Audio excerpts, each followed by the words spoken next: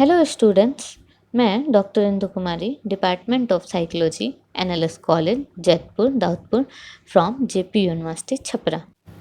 आज मैं UG part 2 के स्टूडेंट्स के लिए पेपर 4 में सोशल साइकोलॉजी में ही समाज मनोविज्ञान की विधियों के अंतर्गत सर्वे विधि के बारे में ही चर्चा कर रही हूँ।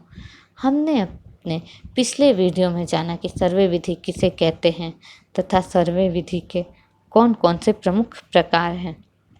आज हम सर्वे विधि के अंतर्गत ही प्रश्नावली सर्वे के बारे में चर्चा करने जा रहे हैं कि प्रश्नावली सर्वे, क्वेश्चनायर सर्वे किसे कहते हैं।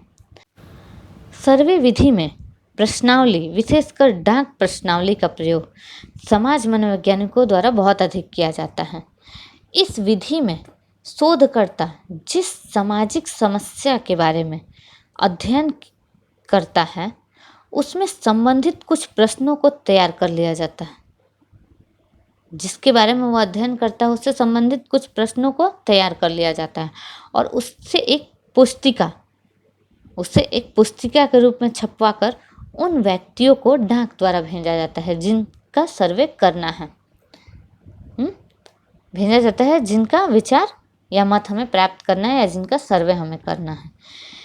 ऐसी उम्मीद की जाती है कि व्यक्ति पुस्तिका के प्रत्येक प्रश्न को स्वयं पढ़ेगा और उसका उत्तर देकर पुनः शोधकर्ता को डाक द्वारा लौटा देगा। क्या करेगा? लौटा देगा, डाक द्वारा भेज देता है।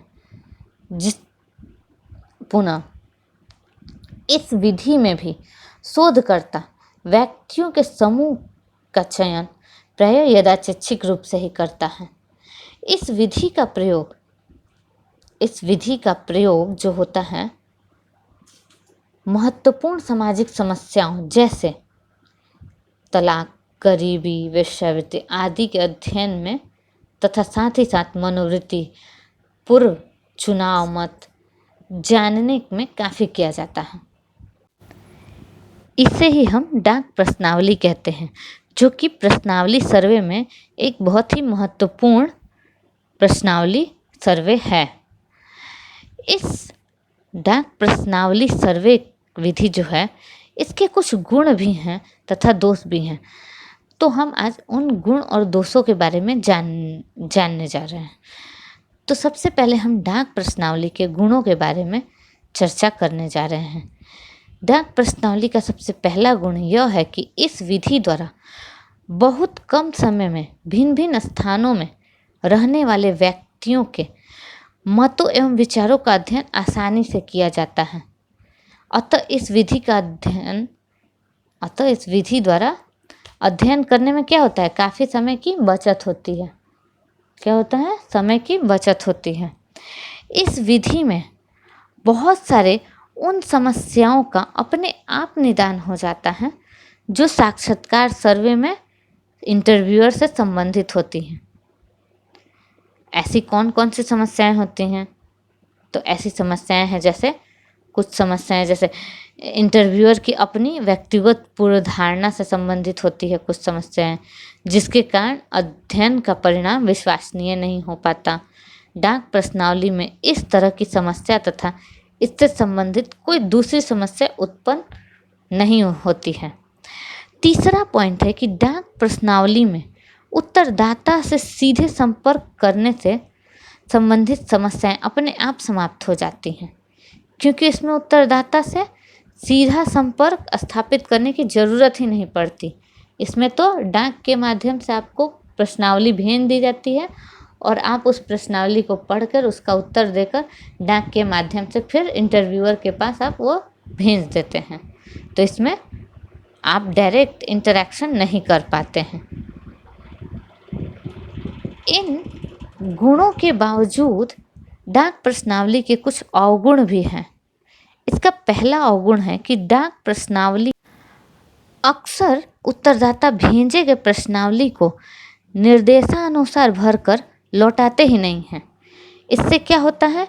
इससे शोधकर्ता को समस्याओं के बारे में अध्ययन कर किसी निष्कर्ष पर पहुंचने में क्या होती है? कठिनाई होती है, दिक्कत होती है।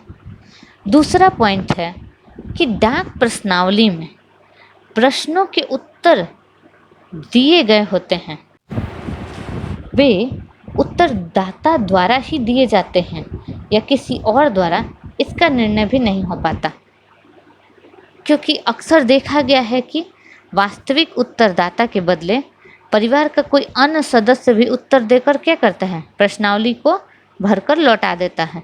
तो ऐसी परिस्थिति में डाक प्रश्नावली की क्या कहते हैं, विश्वसनीयता क्या हो जाती है, खत्म हो जाती है। तीसरा पॉइंट है कि डाक प्रश्नावली का प्रयोग उन अध्ययनों में अधिक महत्वपूर्ण है जहां शोधकर्ता व्यक्तियों से बातचीत करके उनके विचारों की गहराई जानना चाहता है। जहाँ क्या होगा, शोधकर्ता व्यक्तियों के विचारों के बारे में जानना चाहेगा गहराई से, तो वो क्या हो जाएगा, नहीं हो पाएगा। तो इस तरह से हमने जाना कि प्रश्नावली प्रविधि किसे कहते हैं तथा उसके क्या गुण और दोष हैं। हमारा अगला पॉइंट है कि पैनल सर्वे किसे कहते हैं। इस प्रविधि में सर्वेकर्ता जो होता है, जीव संख्या से चुने गए व्यक्तियों के समूह का क्या करता है, साक्षात्कार 2 या 2 से अधिक बार करता है। क्या करता है, साक्षात्कार 2 या 2 से अधिक बार करता है तथा समस्या के प्रति उनके विचारों से अवगत होता है।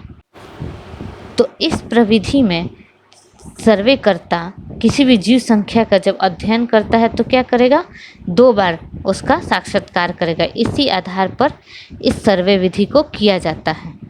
तो इस सर्वे विधि के भी कुछ गुण और दोष हैं। तो इसके सब गुण जो होते हैं वो निम्नलिखित हैं। जो इसके गुण हैं उनके बारे में हम बताने जा रहे हैं। तो इसका सबसे पहला गुण जो है वह यह है कि इस प्रविधि में समस्त मनोवैज्ञानिक यह आसानी से जान पाते हैं कि वे कौन कौन से कारक हैं जो समय बीतने के साथ क्या होता है, प्रतिदर्श या व्यक्ति के समूह की मनोवृत्ति या विचार में परिवर्तन लाते हैं। क्योंकि जब हम एक बार एक ही चीज़ को करते हैं और फिर दोबारा उसी चीज़ को कुछ समय बीतने के बाद करते हैं तो हमें पता चलता है कि उन दोनों साक्षात्कार के बीच में क्या चेंजिंग पाई गई, क्या मतभेद पाया गया। तो ये कैसे संभव होता है, ये किन कारणों से संभव होता है, इन चीज़ों के बारे में हम जान पाते हैं। दूसरा है कि जब एक ही प्रतिदर्श के मतों को 2 या 2 से अधिक बार जाना जाता है तो इससे क्या होता है, प्रतिदर्श द्वारा दिए गए मतों की स्थिरता तथा विश्वसनीयता का भी पता चलता है। जब हम एक ही चीज़ को 2 बार जब करते हैं, 1 से अधिक बार जब करते हैं और तब भी हमें समान निष्कर्ष प्राप्त होता है तो इससे हमारे परिणाम की विश्वसनीयता क्या होती है और वैधता पूरी तरह से जाहिर होती है। परंतु इन गुणों के बावजूद इसके कुछ दोष भी हैं। इसका सबसे पहला दोष है कि पैनल सर्वे में चूँकि एक ही प्रतिदर्श को अध्ययन में कई बार सम्मिलित किया जाता है, अतः ऐसा देखा गया है कि प्रत्येक बार सभी व्यक्ति अध्ययन के लिए कई कारणों, जैसे मतलब अलग अलग मृत्यु ही हो गई या फिर ट्रांसफ़र हो गया या दोबारा अध्ययन करने से मतलब उसमें भाग लेने की इच्छा नहीं है, इन सब वजहों से भी क्या हो जाता है, उपलब्ध नहीं हो पाते दोबारा वो व्यक्ति। तो प्रयोज्य द्वारा दोबारा नहीं उपलब्ध होने के कारण अध्ययन क्या हो जाता है, त्रुटिपूर्ण हो जाता है।